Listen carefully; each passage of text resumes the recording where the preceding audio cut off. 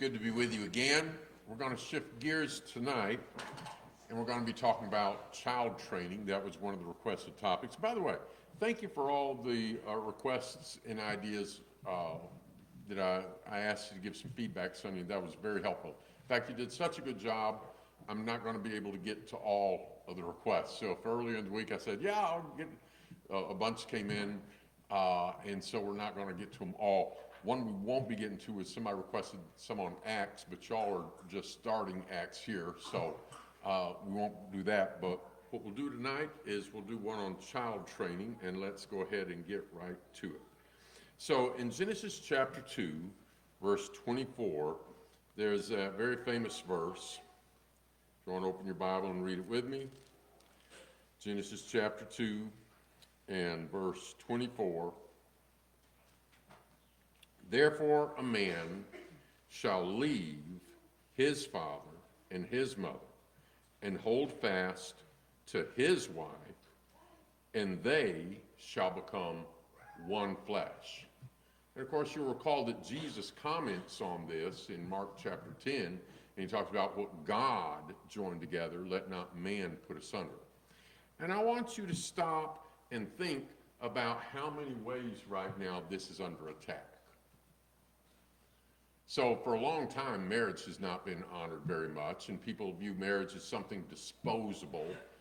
And now the very definition of marriage is being changed so that marriage is not particularly honored by a lot of people in our society unless it's two men, and then that's highly honored, or two women, and that's highly honored. That's not what this is. A man shall leave his father and mother. That's what produces a child. A father and a mother.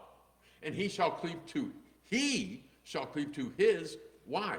Another thing that's being attacked is all this nonsense about waiting to let children decide if they're boys or girls. That's already settled. That's already decided.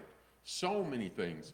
And another thing that our society has attacked for a long time is just where the physical relationship between the man and the woman belongs that produces the children, and that's in the home.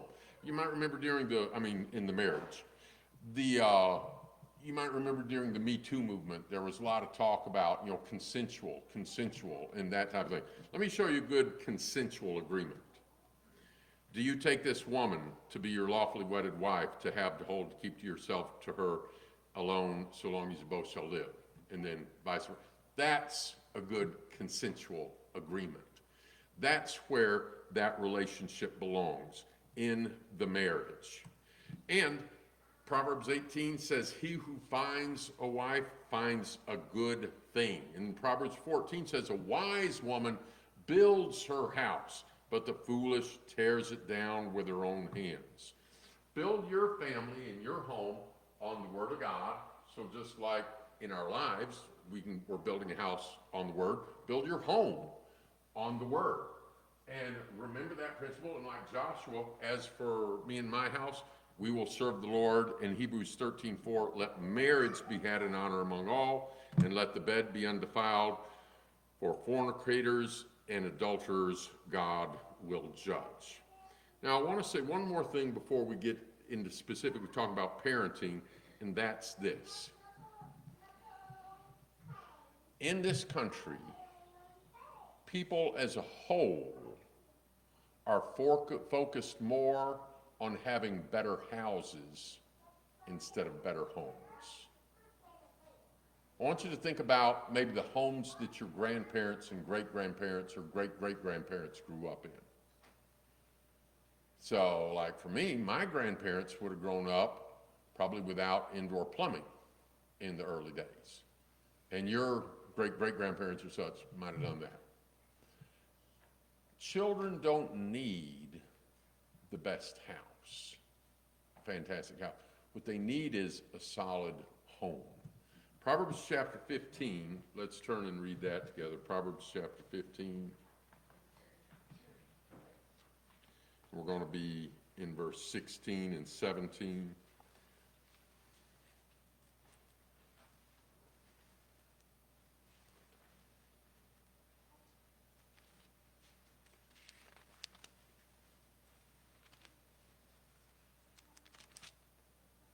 Better is a little with the fear of the Lord than great treasure and trouble with it.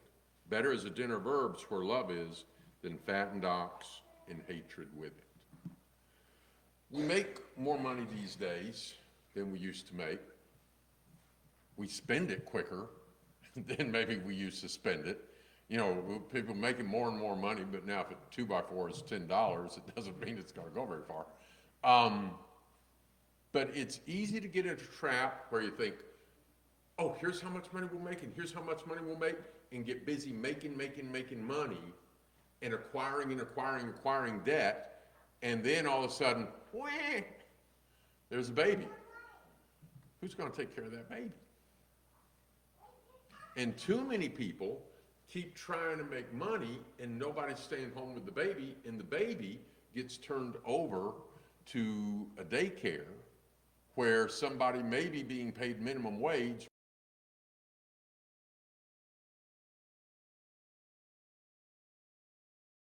Known people that have had bad jobs at daycares, like where they were told not to hug the babies because it would spoil them, and babies that would just bang their head in the wall, you know, and stuff. And one of them, she was told after one of the other workers hit a baby and gave it a black eye, they said when the parents come, tell them, you know, that it fell off the slide.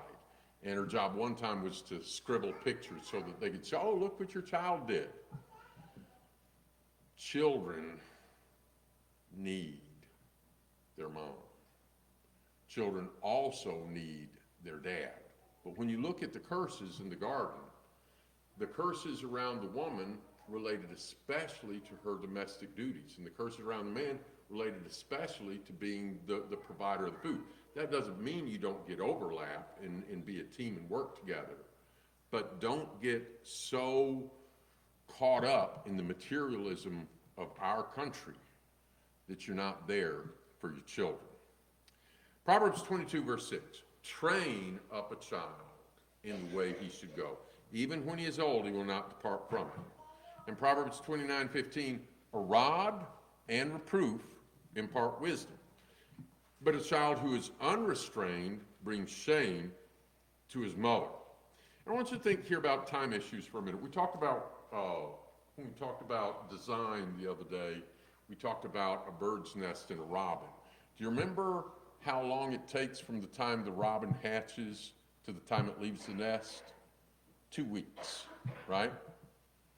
So at supper tonight, I was with Noah. Noah is a lot older than 2 weeks. What's he still doing around? Because he's not a bird. And he's got things to learn more than how to do this and eat a worm. The robin isn't very dependent on mom and dad. You know, for a few days he sits there doing this, and then pretty soon he's going to be out on his own.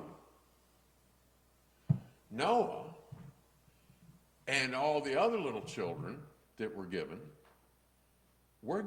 a huge amount of time with them.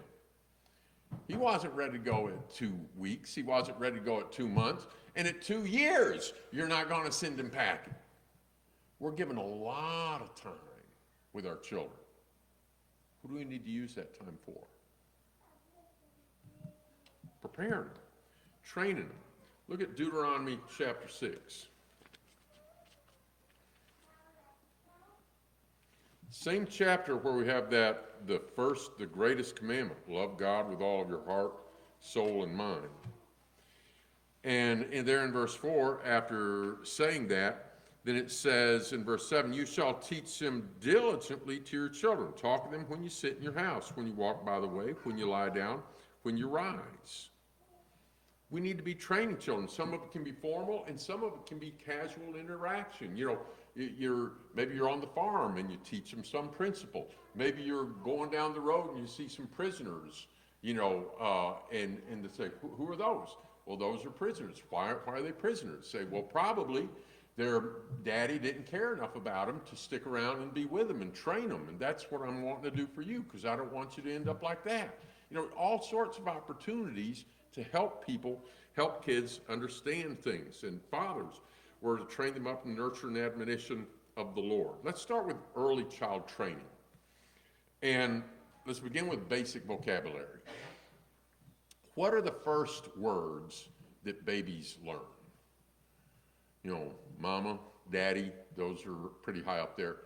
One of the other big words that a baby learns pretty quick, yeah, is the word no. That's a really important word. And what I'm going to say, I know is a bit of overstatement and oversimplification, and I'm exaggerating it some, but maybe not as much as you think. I've often felt that if you get the word no right with your little toddler, about half of your parenting job is already done. Because it's such a vital word. Let me talk with you about that. No means no. If your child thinks no means tantrum time, you're doing it wrong. If your child thinks no means the defense attorney may now cross-examine, you're doing it wrong. If your child thinks no means don't do it while mom or dad are watching, you're doing it wrong. If your child thinks no means no,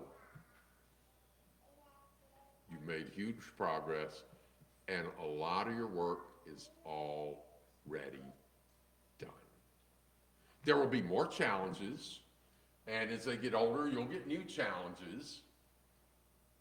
But if you get that instilled early on, that's huge. For example, stop and think about this. Sometimes parents feel they tell a child no, and then the child whines and whines, or they pitches a fit in Walmart or whatever, and then the parent starts feeling bad and selfish and gives in. No, you're not being selfish when you get your child to obey. That's not selfish. The child is being selfish, not respecting the no, okay? When you teach your child to respect the word no, they are learning to submit to an earthly father, and that prepares the child for submission to a far more important father. Have you seen brethren who don't want to accept a no from God? You know, they want to argue about it, whine about it, complain about it, try to find a way around it. Do you think that when they were growing up, they learned very well from their parents that no means no? This is just a really, really, really important lesson. No teaches them, well, let me say this before I get on to that. In the Garden of Eden, you have Adam. How old is he? He's just been created. Physically, how would you assume he looks? I don't think he looked like Noah. You know, I think he looked like a man. But how much wisdom did he have? How much knowledge did he have? And God gave him a rule. And what was it? It was a no-no. You know? And God didn't Adam-proof the world. You know, let's make sure that Adam doesn't have anything that he can get into that he shouldn't. No. God put something there, and he said, this right here, no, no. And then, of course, what Adam and Eve do? They go for it. And then God says, don't make me tell you again. No. It's just, they were kicked out of the garden. It's a really, really important concept. Think about this. I keep clicking the wrong thing, sorry. When a little child learns that when mom says no, that means don't do it. When dad says no, don't do it, they have learned respect for authority.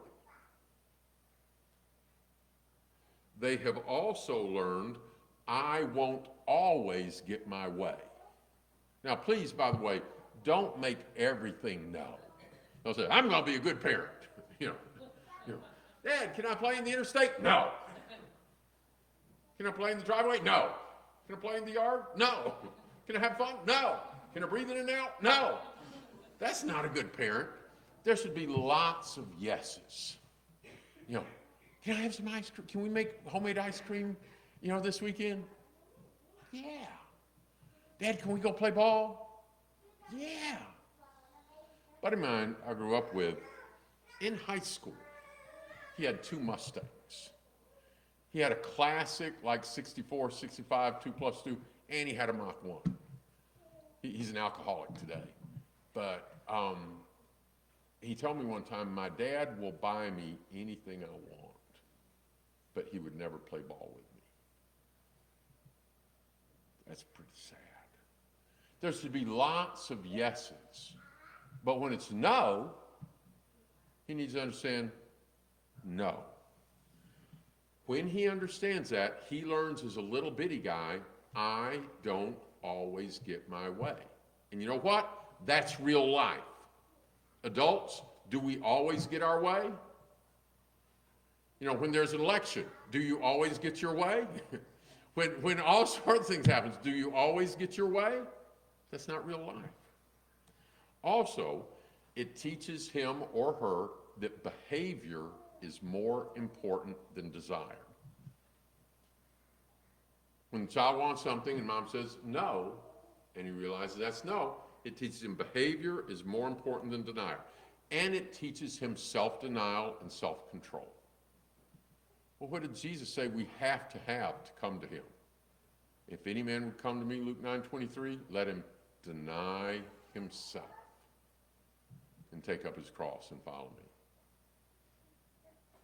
Now, when the child learns as a little bitty guy, I need to respect what mom and dad said. I don't always get my way. Behavior is more important than desire. Self-denial is more important than self-control. Now, he's not a teenager yet. He's not facing everything he's going to face as a teenager, but if he learned that at age 1, is that going to benefit him when he's a teenager? And he's invited to a party? Or a member of the opposite sex is coming on to him or something? Is that going to be very beneficial? Yes. Teach your child to respect no. Require a respect and a compliance for the prohibitory no. Don't do this business of, don't make me tell you again. Are you listening? Did you hear me? Don't make me tell you. I'm going to count to 10. You get in the habit of that, and he's just expecting that. What did Matthew 5 say? Let your no be no, and your yes be yes. Now, occasionally, if you've got a respectful child and there was some information you didn't have, and mom or dad has said, hey, can I do this? And you say, no, because you got to do this. If they say, could I explain something? And say, sure. And they said, I had done that work yesterday, and they were counting on me to be able to do this. If you've got a respectful child and they give you information, that doesn't mean you can't say, well, would have been good if I had known it, but you can cooperate with your child when your child has learned no, and they're respectful, and you're having communication between parent and adult. But if you let it develop into a thing where every time you say no, they're arguing, that's got to stop. But there needs to be a zero tolerance for the defiant, rebellious no. Because guess what they learned pretty early? They learned that word no is a pretty powerful word. And then one day they do what? No. So when I was about 18 or so, I decided I am not going to have a kid that goes, no. And I didn't. We raised 6 kids.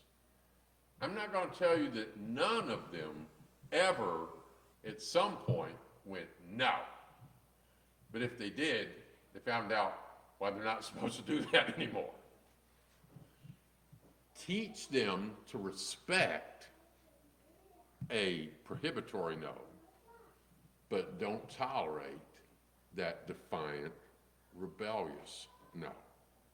The child needs to understand it's not me first, then the parents and God. No, it's God is first, the father, the mother, and the child. And let the child be loved. Let the home be a secure. You know what? Kids thrive with structure. If you've ever had kids from a family that has no structure and nobody that cares about them, and you have them in your home, there are some rules there that they're not used to following, but you'll notice they enjoy being in your home. They feel secure and loved and safe and joy when they're in their home, even if there's rules that maybe some of them they don't like. Kids do well with structure. So the rod and reproof gives wisdom. A child left to his shame himself brings shame to his mother. I'm going to tell you two quick stories, both true. One was a 4-year-old that I knew and brought up in a family of Christians, but the parents had been swayed by the idea to not spank or and discipline a child consistently and stuff, and so they didn't. And I remember one occasion when they're calling him and calling him and calling him, and he's just ignoring them, and they'll yell his name, and he just ignores them and calling them and calling them, and eventually he walks by in front of me, and I said, "Why didn't you go when your parents called you?" He goes, "I didn't hear them." And the little boy with him said, "Yes, you did. You know, of course he did." And the sad thing is, this was a 4-year-old, which is like my favorite age. I really like 4. And it feels bad to say this, but I'm going to tell you, I did not like that kid. And that's sad, because 4-year-olds are so likable. But as I describe the kid, you'll understand why I didn't like that kid. Like, open up my car door, and there's just a pile of dirt on the upholstery he's left there for me. And one day he opens my door, and his overalls are wet in the front and brown in the back. He goes, doesn't knock, just opens the door. "I don't have to use the bathroom." Was that a happy kid? No. And of course, when they sent him to school, what did they have? Problems. But at 4 years old, that wasn't his fault. That was the parents' fault. There's another story. I was doing this series one time in Birmingham years ago, and somebody told me this story. And I thought, that makes a pretty good point. I'm going to start using it. But I didn't think it was a real story. So I would always introduce it. You know, this might not have happened, but it makes a point. Until I was in Tennessee, and Sarah Bain Bunting was in the audience. And afterwards she said, "No, that really happened. It was my husband, Bob Bunting, that was there and saw it." And so I got a few more of the details. And it was, I think, back maybe late 50s, maybe early 60s. He was in a meeting in Florida. He was staying with a family. They had plenty of money, but like all the nice, expensive drapes are pulled down by the little tyrant. And it's breakfast time, and the little kid is in the high chair, and they've cooked some breakfast in the skillet, and they offer it to the child. And the child went, "I don't want it." And the parent went, "Well, what do you want?" The kid said, "I want a worm." And the adult went outside and dug around and found a worm and brought in the worm. And the little tyrant said, "I want it cooked." And they put it in the skillet, and they cooked it. And said, "I want it cut in half. I want you to eat half of it." And the adult, and I'm using that term poorly, ate their half of the worm. Now, what do you suppose happened next? Now the child's happy and eats their, no, they're back to the phase they didn't want it. Giving a child everything they want is not going to make a happy child. Give them things they want when it's appropriate. Do special things with them. Have fun with them. Enjoy your kids. But don't ruin your kids. Don't spoil your kids. Some common mistakes to avoid. Failing to discipline. Proverbs 13 says, "He who spares his rod hates his son. He who loves him disciplines him diligently." Now, there are people that abuse children. There are people in jail and people that need to be in jail for abusing children. This is not talking about child abuse. What's the motive for that discipline right there? Love. It's not, I'm angry at the child. I'm going to get even with the child. I'm going to vent myself on the child. It's what? Love. Biblical discipline is done out of love. Discipline your son while there's hope. Do not desire his death. Foolishness is bound up in the heart of the child. Proverbs 22, the rod of discipline will drive it far from him. Don't hold back discipline from the child. Although you strike him with a rod, he will not die. I knew one family where the boy told the girl, said, "Hey, you figured it out? The more you cry, the quicker the spanking stops." So, the noise they make isn't always indicative. Now, you don't need to overdo it. When my kids were little, this was all we needed to do. That got the message across. Later, you may need to step it up a bit. You may need to change the location of the spanking as need be. Don't abuse the child. But there are times when he needs to go to bed with a sore backside and learn a lesson not to do that. That's not going to hurt him. The rod and reproof bring wisdom. A child who gets his own way brings shame to his mother. Correct your son, he will give you comfort. He'll also delight your soul.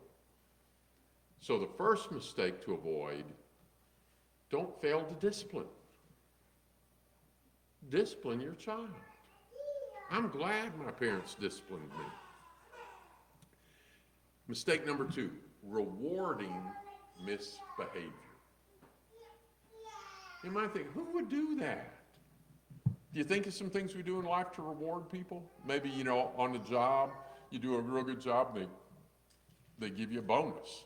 Why do they give you that bonus? To encourage and motivate you and other people to continue to do a good job, right? Who would reward a child for misbehavior? Let me tell you something. Parents do it all the time. Why do children throw tantrums? Think about it. Why does a child throw a tantrum? You've been maybe at Walmart, and there's that little kid. I want that, I want that, I want that. No, we can't get that today. But I want it. No, we can't get that today. I want it. I hate you, you're a mean mom, man. And then she starts doing what? Shh, no, we can't, shh. I hate you, you're mean. And then she starts, does she focus on her child at this point? Who does she start focusing on? Yeah, I don't know why he's doing that. He never done that before. I'm sorry. And then she says, "You're embarrassing me." Does he go, "Oh, didn't realize that. Sorry, Mom. I don't want that at all. Didn't realize this was embarrassing for you." That's why he's doing it. Kids aren't that stupid.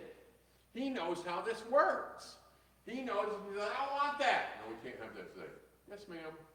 But he doesn't get it. But he's learned he pitches a fit, he embarrasses mom, and what happens? In the buggy it goes. Do you remember the Somali pirates?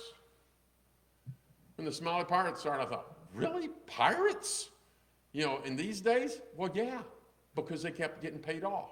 The hackers that are now hacking into things, and then if they get paid, each time they get paid, what's that going to encourage? More hacking. Kids throw tantrums to get their way. Rule of discipline. What's the one thing the child should absolutely not get when they're misbehaving? The thing that they're misbehaving to get. Don't do that. Letting a child get his way is not doing him a favor, it'll spoil him. Somebody said the difference between a boy and a pig is if you give both of them everything they want, you'll get a really, really tasty pig and a really, really rotten boy. A child who gets his own way brings shame to his mother. Mistake number 3, expecting misbehavior. I'm not talking about wanting misbehavior, hoping for misbehavior, or preferring misbehavior. I'm talking about this stuff. Oh, we can't take him to the restaurant. There's no way he's going to sit still for an hour. Well, after all that sugar, he's going to be impossible. Oh, I'll never get him to eat that. Sorry, my son's not much of a sharer. Does this mom or dad sound like they're glad this is the way it is? No. But what have they done? They've given up. They've given up and they've stopped training. You might say they let the child win, but they didn't. This child's losing. They let the child win a battle that makes it a losing proposition for the child, and they've just given up. And by the way, guess who heard every one of those statements? That little guy heard every one of those statements. That's his green light to do whatever he wants to do. By the way, on this one right here, there are people that have certain tolerances to certain foods and they need not to eat certain things or they need to have other things. And if you and your doctor or your nutritionist or just by in your parenting, you've learned what's good or not good for your child, use your common sense. Use the nutrition facts that you go. And if you got a child that needs not have sugar, let them have sugar. If they can't have dairy or if they can't have pineapple or whatever, then as a parent, give them the food that they need, not the other stuff, certainly. But there's been a whole lot of misbehavior blamed on sugar. And I'll illustrate it like this. They said, well, it gives them so much energy, it gets them everything. Yeah, so have you ever been to a birthday party for little kids, right? And what do they eat? They eat birthday cake with a lot of icing and Kool-Aid, and it's just an ice cream. They got tons of sugar, but when it's time to go, what do the well-trained kids do? It's time to go in a few minutes. Go ahead and clean up the toys. Yes, ma'am. And they help clean up the toys. Tell Mrs. Johnson, thank you. Thank you, we really had fun. The well-trained, they had just as much sugar as everybody else. If you stop for gas on the way in and you put in some premium fuel, that doesn't mean that you got to tear down the highway, at 80 miles an hour, and the trooper pulls you over and said, well, after all that gas, Sure, you just loaded up on a bunch of fuel, but that doesn't mean you get to behave however you want. Foolishness is bound up in the heart of the child, the rod of discipline will drive it far from it. Here's the deal. With little children, if you expect tantrums, you'll get them. If you expect dishonesty, you will get it. If you expect bad attitudes, you will get it. If you really expect the opposite and require and train for the opposite, you'll get the opposite. That doesn't mean 100% every time. It doesn't mean the child will never surprise you, but it's the difference of what you expect or not. And what you expect, when they do what you don't expect, then there's a discussion and a training period and discipline that's needed, and the child learns and realizes, okay, I can't do that. Expectations is a huge part of this. Next mistake, failing to be consistent. What's the last word right there? He who loves him disciplines him diligently. Does it say he who loves him disciplines him occasionally? Disciplines him if I have time? Disciplines him if, not, depending on the mood I'm in, no, it's disciplines diligently. Some of you probably put a garden in this year. And some of you may didn't. So when I was about 21 or so, Mike's dad co-signed for me on a mobile home when I put it on some land out in the country. And I went out and I dug up by hand a garden, and I went and got some chicken manure for fertilizer and put it in there. Maybe I put some lime in there. But then I never got to plant, I never did anything with the garden. But man, I had some nice weeds. It was like a jungle there. The people that work their garden most diligently, what do they get at the end of this growing season? If there's rabbits coming in and chewing stuff up and they put up a fence because they realize somebody's endangering the garden. If it hadn't rained, they go out and they water it. If there's weeds, they go out and pick them. If the ground needs some nutrition it doesn't have, they put it in the ground. What do they get at the end of the growing season? They get a beautiful crop of vegetables. What did I get? I got a bunch of weeds. Good children don't come by just having the seed planted and waiting to see what comes up. It has to do with diligence. And here's an illustration. Some of you have been in cities where maybe there's an old historic area and lots of tourists and stuff, and there's a no parking, right? Like if you go to Boston, and those little old cobblestone streets from the 1700s, they're not very big, the old houses are the same distance they used to be. They can't have you and I and all the other tourists just parking our car there and walking around. There's no parking, it's serious. You're gonna get in trouble if you do. I want you to imagine a city where there's a no parking area, and everybody that lives there knows how the meter maid does it. You know that she's going to complain, but she's not really going to give you a ticket for a while. Imagine we all know that's the system. It says, no parking. And if you park there, you're going to get a slip that says, please do not park here. 10 minutes later, you'll get one that says, we ask you not to park here. 10 more minutes, I really mean it, don't park here. 10 minutes later, don't make me tell you again. I'm going to start counting to 10, and after an hour, you get a ticket. If everybody knows that, what do you suppose that street is going to look like? It's going to be full of cars with every sticker except that one right there. Because they've learned. And they're kids who they will not obey their parents. They will not obey their parents until mom's yelling and screaming. And then they go, and then she goes, I don't know why they don't. I'll tell you why. She hadn't trained them to obey what's said in a natural, calm voice. She's trained them that they don't need to pay any attention to her until she's given a whole bunch of threats and everything else. And until she loses it, they don't respect what she said. That's not a good thing for kids. Discipline them diligently. The mistake of thinking, I don't have time. One time my mom said, well, I don't have time to deal with all the disobedience. It's like saying, I don't have time to get rid of lice.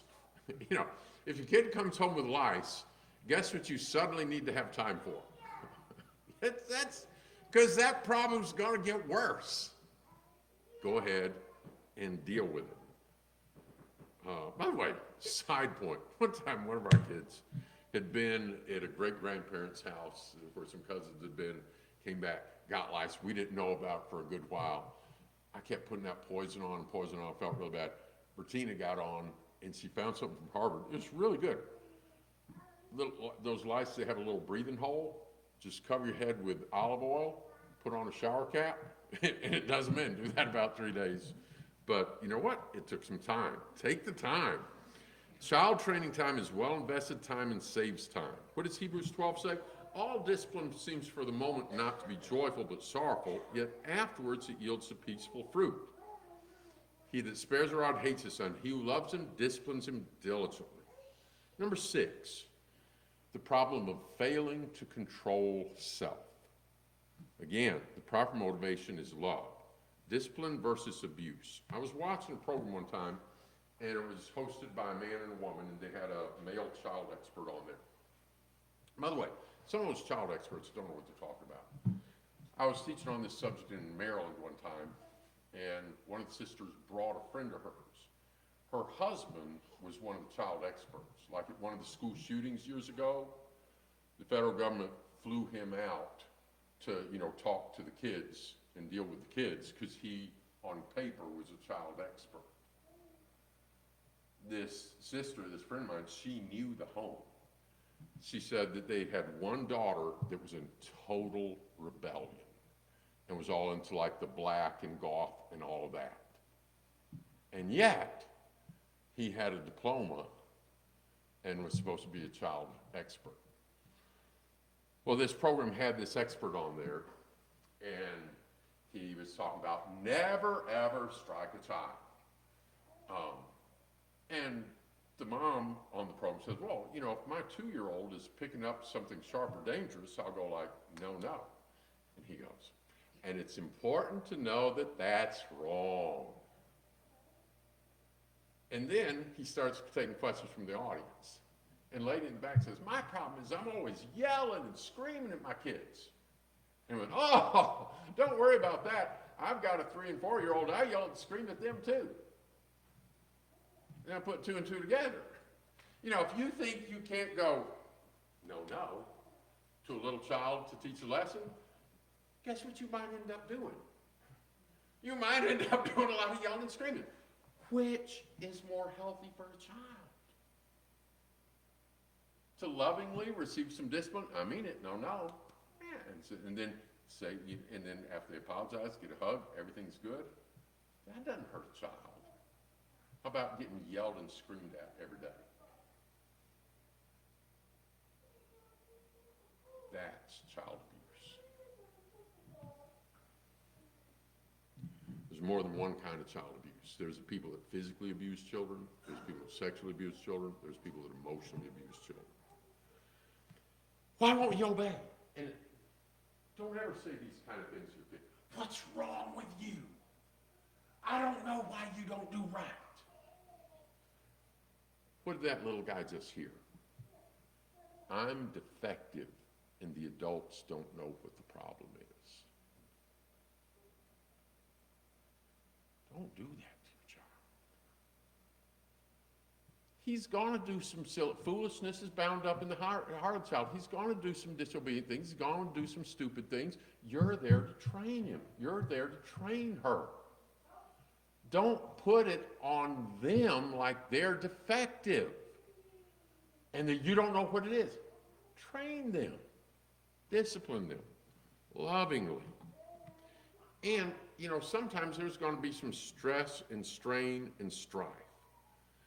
But when tension and frustration and irritableness rise, what happens to your effectiveness as a parent? As this stuff goes up, you become more and more effective, right? No, that's not the way it's worked for me. No, we get less and less effective. Calm, consistent, and in control. And let them see. You know, I used to do a thing when my kids were little. It would often go like this. Oh, no. What did Mommy tell you to do? Mommy said, don't do it. I said, and what did you do? I did it. I said, what do you got to get? Spanking. I said, yeah. Is Daddy mad at you? No. Does Daddy love you? Yeah. And then to involve them in it, I'd often let them pick which hand it was. Okay, you want it on this hand or that hand? I'm just involving them in it. And then they get their spanking. And sometimes say, do you want to go tell Mom you're sorry first or get your spanking first? And I'd let them choose, you know. But there needed to be that apology. And then let there be a hug.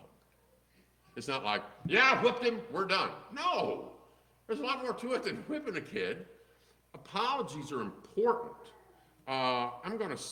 Let me just make that point real quick. Training them to disrespect instruction given calmly, it's your choice. They never obey, they obey after you scream, after you say it over and over the first time. I'm going to skip that one. Here we go. Failing to use rod and reproof. Just rod, what did he learn? What? What did he learn? Dad's home, stay away. That's not training. Just reproof. Bertina was at Walmart one time, and one of these kids was pitching a fit. He's sitting in the little buggy thing. And he's yelling and screaming. He's trying to kick his mom and saying, I hate you and everything. And she'd apparently, I suppose, read a parenting article that said, explain to the child how you feel. And so she's laying over and said, it doesn't make Mommy feel good when you do that. Again, duh. You know, when your kid's saying, I hate you and trying to kick you, probably not trying to make you feel good. And he just leaned up as far as he could, and just yelled, shut up to her. The reproof wasn't backed up with anything. It's not just rod, it's not just reproof, it's rod and reproof. You know what? There's value in the lecture. How many of you grew up in a home and when you messed up, when you disobeyed, I don't mean when you spilled the milk. I mean when you disobeyed, you did not do what you were told to do, you did what you were not supposed to do, you got a lecture and a spanking. Did you grow up in that kind of home? Which did you always wish would end quicker? The lecture, right? It's like, okay, can we go ahead and get the spanking over with? Why? Now, if it had been there, no spanking, I'm going to give a lecture. It would be easy to turn that out like Charlie Brown. But it's like, that lecture, the spanking was going to hurt here, but the lecture hurt here. What if your brother had done that to you? How would you have felt? It's like, it gets to the heart. And let me tell you something else. There's an anticipation effect. So if you go to the doctor and he says, well, you need a shot, you're done. But if he goes, oh no, we're going to have to give you a shot. It's going to hurt. You might want to hold on to something. He'd have to do that. It's like, it's the same needle, but it has more of an impact. The rod and reproof bring wisdom. And I want to close with this. Apologies. Demonstrate apologies by apologizing yourself in your home. Dad, sometimes we're wrong, and we need to let mom and the kids know we're sorry. Don't be those dads that say, well, I'm not going to admit I was wrong. That'll interfere with my authority. Don't do that. People that can't apologize are not people headed for the kingdom of heaven. We're all wrong sometimes.